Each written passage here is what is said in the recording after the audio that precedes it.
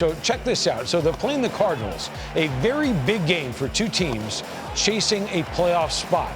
Okay, so he doesn't like the call. All right, but then apparently through the helmet, Jace Tingler comes out, and here's what happens inside the dugout. You see Manny Machado kind of following him around and yelling at him and yelling basically, hey, it's not about you, dude. Go play the game. Ken Rosenthal, you wrote about this for The Athletic with Britt Giroli and Dennis Lynn. Give me your take on what went down. Well, first of all, this isn't the entire picture. And what the video does not show is the first confrontation, which was between Tatis and Bobby Dickerson, who was the Padres bench coach and third base coach. And Dickerson was the first to say, let's go. Come on, you got to get going here. Let's go.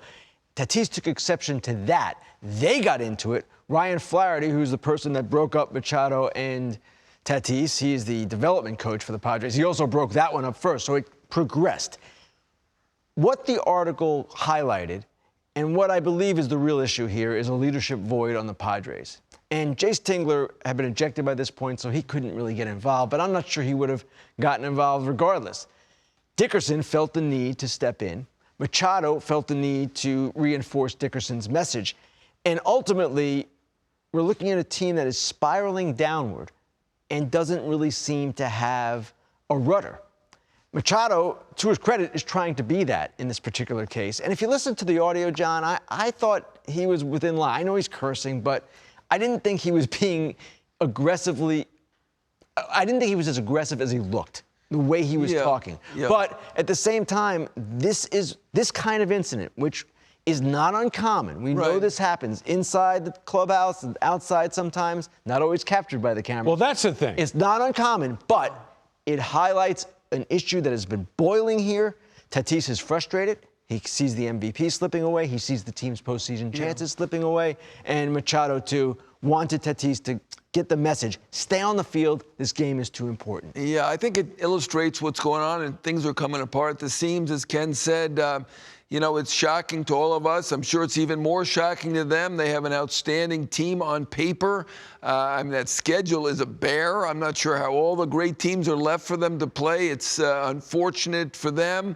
There does seem to be a leadership problem at this point. Ken wrote a very good article. There was another one in their local paper, the San Diego Union Tribune. And when you see an article like that about a manager, that's usually the death knell. I mean, I've been doing this for many, many years. I mean, there was a comment in there. The writer wrote this. It wasn't a quote, but there were quotes to back it up. Jace Tingler does not possess the sway to have quashed a situation that had been brewing for weeks. I mean, it's clear this writer talked to people around the team and even quoted them without naming them around the team. And to me, that's just a setup to have him go. That's the way it looks to me. I know in the article it said that no decision's been made, but it certainly looks that way. I don't think this is Jace Tingler's fault. I do think this was a difficult situation. When he was hired, maybe they weren't expecting to have this many veteran team expecting to win. I think if he was growing with a young team that was on the rise, Jace Tingler might be an excellent manager, but at this moment, this does not look like the right fit. Okay, I want to make 2 quick points here before we move on. Ken, one, this shows me 2 things. One is you never anoint a team anything before they do it, okay? Of course. Don't ever anoint. I say it every day. Stop with the anointing. They hadn't won. They still haven't won. Fair. Secondly, Manny Machado, of all people, is the one who is now the adult in the room saying, it's not about you, go play. That, to me, is an amazing transformation from the guy you talked to a few years ago in the postseason with L.A. Well, Manny has always been, in my view, a little misunderstood. And that interview you're referring to is the one in which he said, I'm not Johnny Hustle. I have never perceived Manny to be selfish. Immature at times, yes. Doing things that he shouldn't be doing at times, yes. Acting out, yes. All of that. But he has spoken quite eloquently. He did this with Britt Giroli last week in an interview he did with The Athletic. Great picture, by the way. Great. About trying to impart the lessons to his teammates now that he learned from some of the Orioles that were there when he came up. Adam Jones, J.J. Hardy, that group. And they brought him up as a player, and he now wants to be that guy for these players. Now, does it mean he's perfect? No, he's not perfect. But I will say this for Manny. He plays all the time. Yep. He's as durable as can be. Yep. He's out there. He clearly cares. All you have to do is look at these pictures and the video. So from that perspective, yeah, I think we've seen some growth, and it's natural growth. As a player gets older, one of the issues here is Tatis is so young. He's 22, man. He could be a senior in college. Yep. Manny's trying to help him along. Yeah, I mean, we don't see everything that's going on here, so we don't know what else is involved. And I like Manny too, but I'm not sure what the crime is here. Is somebody complaining about a call? I mean, we see that 5 times an inning. It seemed to be the crime didn't really.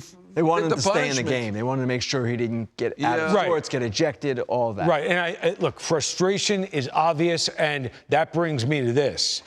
Give me the 3 again, Micah. Oh, yeah, concern, panic, or doom. See, my memory is a joke. Concern, panic, or doom for the Padres. John, what do you got? I hate to do this. I had them as a playoff team, and I love their roster. Just get to They're it. doomed. They're doomed. Doomed. It's schedule. It's a killer. Okay, Kenny. Doomed for 3 reasons. 1, as John mentioned, the schedule. 2, they've lost 24 of 34. 3, their pitching, starting pitching, has fallen apart. Yes, it has. I'm going to give you doom. You didn't ask, but I'm going to tell you anyway.